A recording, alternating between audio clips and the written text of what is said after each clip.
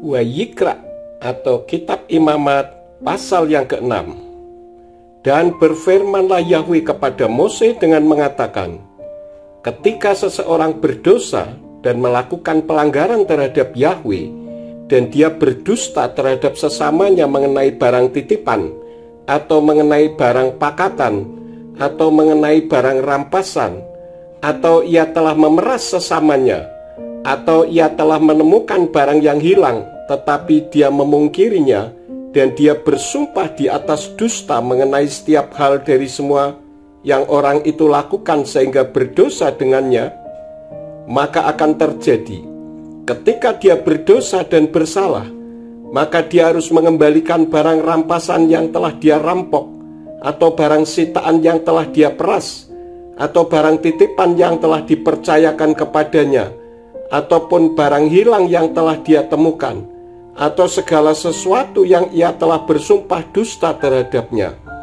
Ia bahkan harus membayar kembali pokoknya dan menambahkan 1/5 bagian kepada siapa saja yang memilikinya. Dia harus menyerahkan itu pada hari persembahan penghapus salah, dan dia harus membawa persembahan penghapus salahnya kepada Yahweh, seekor domba jantan yang sempurna dari kawanan ternak, seturut taksiranmu atas kesalahan itu, dan menyerahkannya kepada imam itu.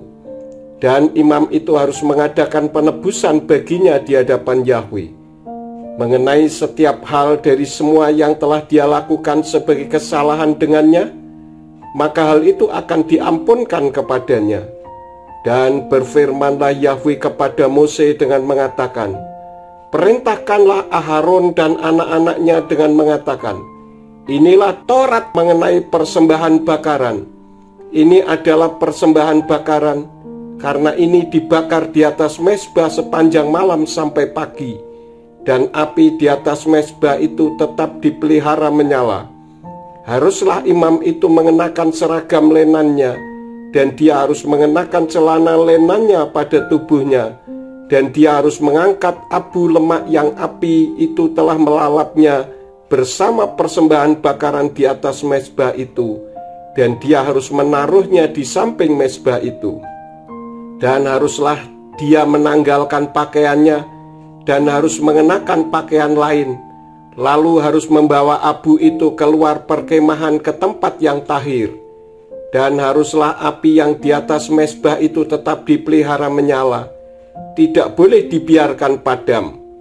Dan setiap pagi imam harus membakar kayu di atas mezbah itu, dan dia harus menata persembahan bakaran di atasnya, lalu membakar lemak persembahan pendamaian di atasnya. Haruslah api itu dinyalakan terus-menerus di atas mezbah itu, ia tidak boleh padam. Inilah Taurat persembahan sajian anak-anak Aharon harus mempersembahkannya di hadapan Yahweh di depan mezbah itu. Dan dia harus mengangkat daripadanya dengan genggamnya, dari tepung halus persembahan sajian, dan dari minyaknya serta seluruh kemenyan yang ada di atas persembahan sajian itu. Dan dia harus membakar di atas mezbah. Bau harum yang menenangkan, suatu persembahan ingat-ingatan bagi Yahweh. Maka Aharon dan anak-anaknya harus memakan sisanya.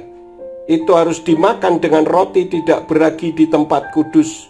Di pelataran kemah pertemuan mereka harus memakannya. Itu tidak boleh dibakar beragi. Aku telah memberikan itu sebagai bagian mereka dari persembahan-persembahan api-apianku. Itulah kemahakudusan, seperti persembahan penghapus dosa dan seperti persembahan penghapus salah. Setiap laki-laki dari antara anak-anak Aharon harus memakannya, suatu ketetapan selamanya bagi generasi-generasimu dari segala persembahan-persembahan api-apian Yahweh. Semua yang menjamah hal-hal itu menjadi kudus.